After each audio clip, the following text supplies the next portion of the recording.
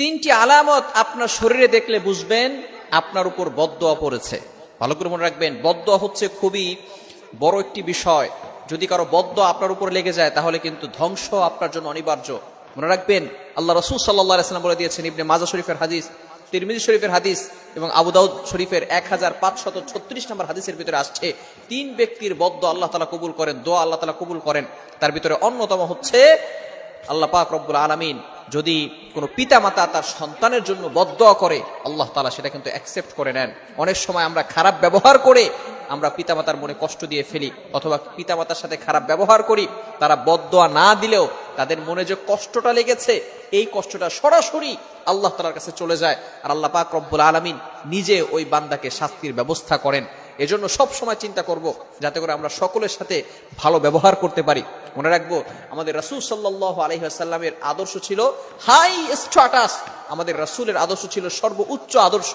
এজন্য আমরা যেহেতু এজ এ রাসূল সাল্লাল্লাহু আলাইহি ওয়াসাল্লামের উম্মত হিসেবে আমরাও আল্লাহ রাসূলের আদর্শকে ফলো করার চেষ্টা করব। কারোর সাথে খারাপ ব্যবহার করব না, কারো বদদোয়া নিব না। এই বদদোয়া যদি হয় তাহলে তিনটি আলামত যদি আপনার শরীরে দেখা যায় তাহলে মনে করবেন যে আপনার উপর বদদোয়া পড়েছে। এক নাম্বার হচ্ছে, আপনার মানসিক ভাবে আপনি শান্তি পাবেন না। আপনার মনে কোনো শান্তি থাকবে না, শুধু অশান্তি থাকবে, কোনো কিছু ভালো লাগবে না, অশান্তি থাকবে, শান্তি আপনার ঘরে কখনো আসবে না। যদি আপনার উপর বদদোয়া পড়ে আপনার মনের ভিতরে শান্তি দূর হয়ে যাবে, শান্তি আপনার ভিতরে কখনো পাওয়া যাবে না। এক নাম্বার। নাম্বার টু, দ্বিতীয় নাম্বার হচ্ছে, কাজে মন বসবে না। আপনি যে কাজই করেন না কেন কাজের ভিতরে মন বসবে না, এবং কোনো কাজে আল্লাহ তাআলা বারাকা দিবেন না। দেয়ার উইল বি নো বারাকা। আল্লাহ পাক রব্বুল আলামিন আপনার যে কাজ রয়েছে সে কাজের ভিতরে কোনো বারাকা দিবেন না।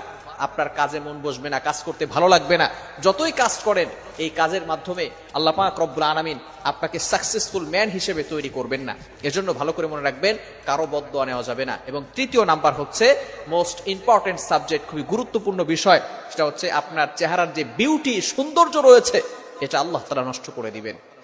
চেহারা সৌন্দর্য থাকবে না, চেহারা বিশ্রী হয়ে যাবে, চেহারা খারাপ হয়ে যাবে।